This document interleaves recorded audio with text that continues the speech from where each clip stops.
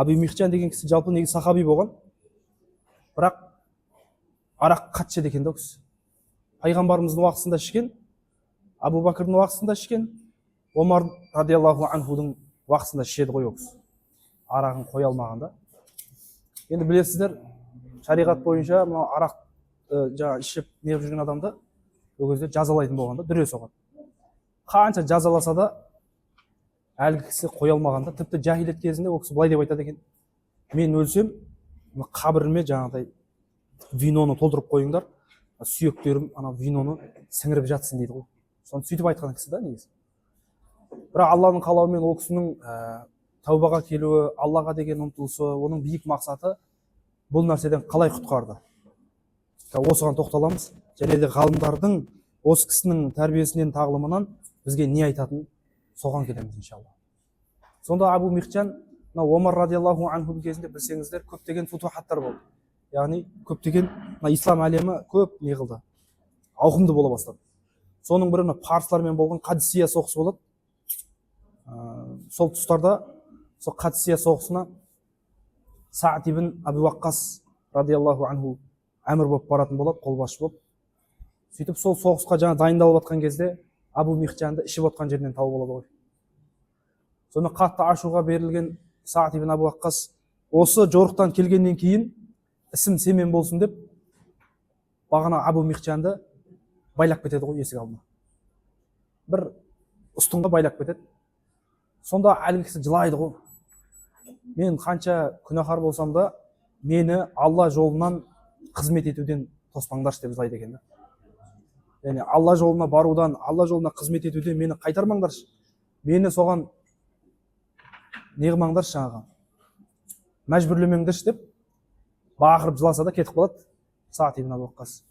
Бірақ кетіп қалғаннан кейін Саад ибн Аби Уаққастың әйелі Сәлма радиаллаху анха әлгі кісінің шыңғырған сондай даусынан шыдай алмайды ғой.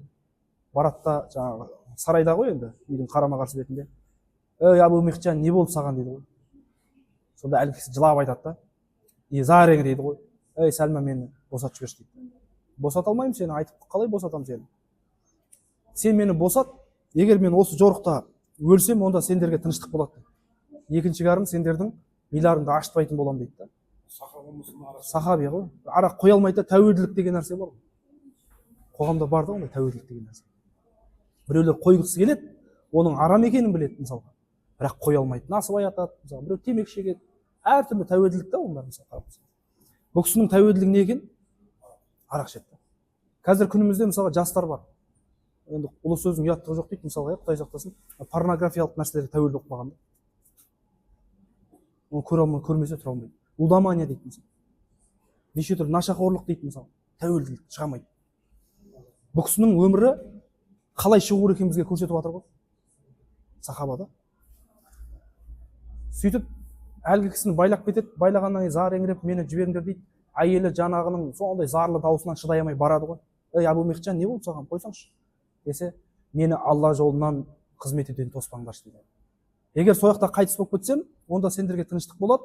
Ал егер де жеңіп тірі қалсам, мен бірінші келіп аналардан өз-өзімді байлап қоямын, саған зиян келмейді, мен бетімді жауып соқсам дейді. Сонымен ана кісінің шынайылығына, көзден аққан жасына, көзіне қарап, бұл кісінің сондай жаңағыдай махаббатына, Аллаға деген тәнті болады тағына босатып жібереді ғой. Сонымен қуанған Абу Михжан атқа екі ұмтылып секіріп қарғып мінеді тағына, бағана кетіп қалған сарбаздардың артынан бұл да барады. Қадисия соғысының үстінен барады. Қырғын соғысқа кіріп кетеді, беті жабық. Сондай сойқан салады ғой соғыстың ішінде. Сұрапыл соғыс қой енді, қиян кез. Ары кескілеп, бері кескілеп, жауды қоғадай жапырып, қойдай қырып келе жатыр. Ешкім танымайды, бірақ бет жабық. Саад ибн Аби Уаққас қарап тұр арыстан төбеде. Бұл кім дейді ғой сахабалар. Ешкім танымайды да, білмейміз. Сонда кейбір сахабалар ойлап қалған екен да, періште ма бұл? Аспаннан түскен періште екен ғой деп. Сонымен соғыс біткеннен кейін шақырады ғой. Сахабалар жинайды, жаңа ерлік көрсеткендердің наградасын береді, мал бөліп береді деген сияқты. Енді Абу Михжан іздейді ғой, бейтаныс кісіні іздесе таппайды. Бір құттықтайын десе, бір награда берейін десе, жоқ. Сахабалардың бәрі бір ауыздан ол періште деп айтады, ойлап қалады. Оны Абу Михжан екен қаяқтан білсін. Соғыс біткеннен кейін ол дереу қайтып, бағана сарайға барып өз-өзін кісендеп байлап қойған ғой. Сонымен Саад ибн Аби Уаққас үйіне келеді, ойда дым жоқ, әйелмен жүздеседі. сонымен тамақ үстінде әңгіме шығып кетеді. Соны әйеліне айтады ғой, осындай бір соғыста осындай бір кісі келді, бейтаныс кісі. Ой, сойқан екен дейді қонақ. Сонда ерлік көрсетті, бірақ үшті күйлі жоқ дейді қонақ. Сонда Сәлма миығынан жымиып, ол кісіні мен танимын дейді ғой. Кім десе, ол біздің байлаулы тұрған Абу Мехчан, мен оны босатып қоя берген едім, қатты жареңіреп жылады дейді. Сонда Сағат ибн Уақас дереу іле жаңағы сарайға барып қараса, Абу Мехчан терең демалып отыр екен, үсті басының бәрі жара, тілім, сол оңай емес қой. Қанша дегенмен тиеді ғой, найза тиеді, қылыш тиеді. Терең демалып отыр екен, жаңағы өзі салбырап. Сонда Сағат ибн Уақас жүгіріп барып құшақтайды қонақ кісіні. Сөйтіп айтады: ей Абу Мехчан, сен арақ ішсең де, мен сенде енді жазаға қимаймын дейді. Енді мен сені жазаламаймын, сен жүре берші дейді. Бүгінгі ерлігің сондай тәнті болдым дейді. Таңлай қақтырдың сен маған. Сонда Абу Мехчан да айтады ғой: ей Сағат, валлахи дейді ғой, бұдан кейін мен де арақ ішпеймін дейді. Сөйтіп арақты өмір бақи ішпей тастап кеткен екен. Бұл жерден алатын қорытынды енді ғалымдар айтады, адамның мақсаты биік болса дейді, ана күнә, тәуелділік деген нәрселер өзі қалып қоя береді екен дейді. Абу Мехчанның мақсаты биік қой, Аллаға оның жаңағы разылығына жету болды ғой, дұрыс па? Ал сол тәуелділіктер не істеп қалды?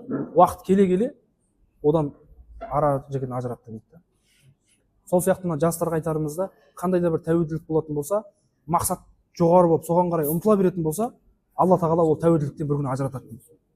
Темекі болсын, насыбай болсын, шарап болсын, наша болсын, бәрінен Алла қаласа ажырайды деген осындай тұжырымдамаға келеді екен. Сол үшін мақсатымыз биік болсын, құрметті жамағат, мұратымыз асыл болсын, Алла тағала өзі жар болсын. Алла разы болсын баршаңызға.